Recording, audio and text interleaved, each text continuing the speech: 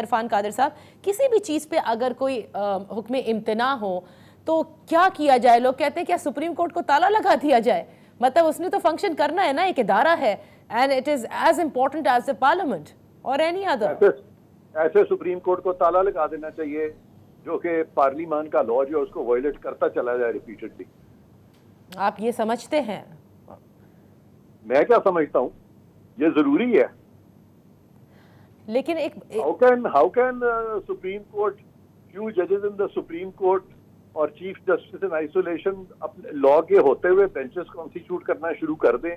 Are they above the law؟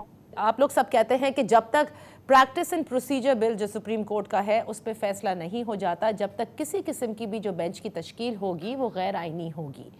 تو کیا مطلب اس کا مطلب جو بھی کیس ہو سپریم کورٹ میں اور جس میں بینچ تشکیل تو مستقل ہوتی ہے نا، وہ سارے کے سارے غیر آئینی ہوں گے؟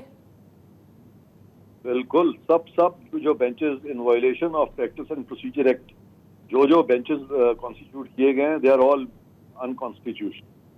یعنی ان کے فیصلے جو ہیں وہ بھی نہیں مانے جائیں گے؟ ہاں، جو لوگ اس سے اگریوڈ ہوں گے وہ یہ نقطہ ضرور اٹھائیں گے اور ان کی بات سنی جائے گی اور وہ جیت جائیں گے.